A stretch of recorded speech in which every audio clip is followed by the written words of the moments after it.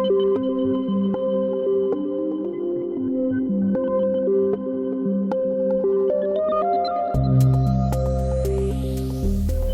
is 6 Minutes, the seriously international daily newscast.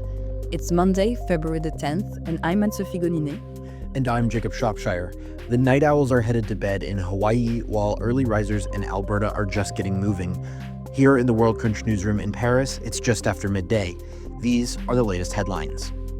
Donald Trump says he will introduce new 25% tariffs on all steel and aluminum imports.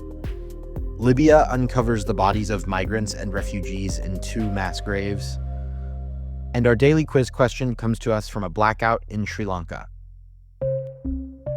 Our top story today is U.S. President Donald Trump's expected announcement that he will introduce a new 25% import tax on all steel and aluminum entering the country. That's on top of existing metals duties, a move expected to affect Canada the most. Trump also said that he will announce reciprocal tariffs later this week, but did not specify which nations would be targeted. Turkish President Recep Tayyip Erdogan rejected Donald Trump's proposal from last week to relocate Palestinians from Gaza. During a visit to Malaysia on Monday, Erdogan said he didn't consider the proposal as something to be taken seriously and that Israel should pay for the damage it caused in Gaza. Libyan authorities uncovered 2 mass graves in the southeastern city of Kufra containing nearly 50 corpses. The bodies are believed to be migrants who died attempting to reach Europe through the North African country.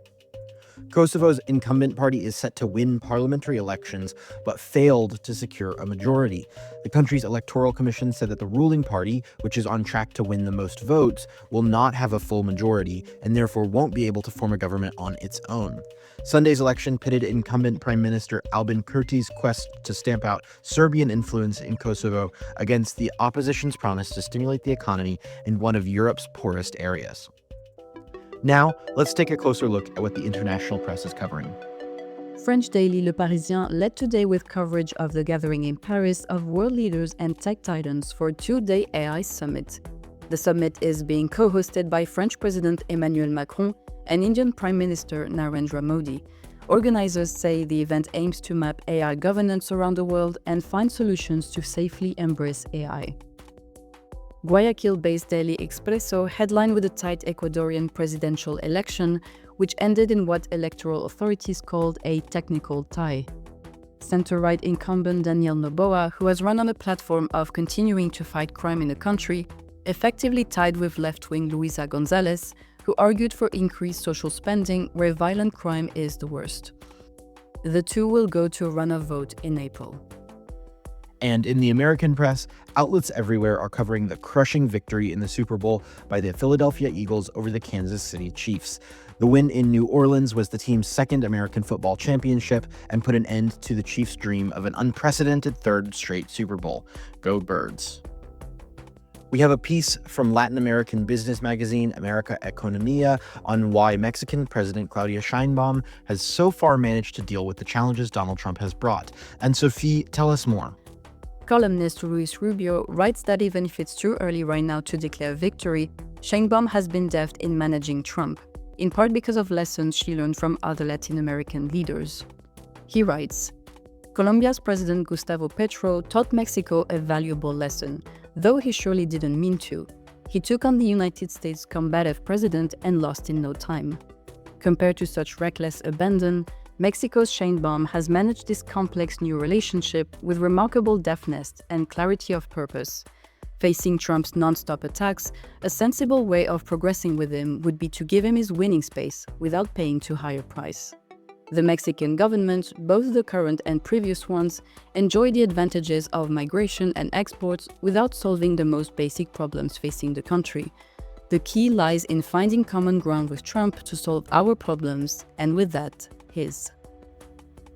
We have a piece from Egypt-based Al-Manassa by a Palestinian journalist on his return home to northern Gaza after being in the south for 16 months.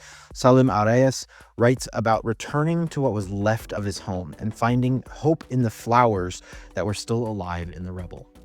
And in German weekly magazine Die Zeit, there is a piece explaining why doctors remain largely uninformed about women's bodies.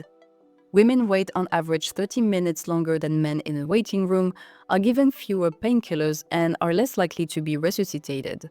The root cause? The medical field was designed by men, primarily for men. We're closing things out today with our daily quiz question, which comes to us from Sri Lanka. What did Sri Lanka's energy ministry blame for a nationwide blackout on Sunday? Was it A, foreign tourists, B, spilled curry, C, a monkey, or D, an out-of-bounds cricket hit? The correct answer is C. Sri Lanka's energy minister Kumara Jayakodi told reporters that a monkey had intruded into a power station south of Colombo and, quote, come in contact with our grid transformer, causing an imbalance in the system, end quote, and a nationwide blackout. While power is gradually being restored across the island nation, authorities were mocked on social media, with one user writing, "One monkey equals total chaos. Time to rethink infrastructure?" That's the latest from around the world. If you like this podcast, we'd really appreciate if you could help us out with a follow, share, and a 5-star rating on your preferred podcasting platform. For more of the best of the international press, delivered exclusively in English every day, visit us at worldcrunch.com. We'll see you here tomorrow. À demain!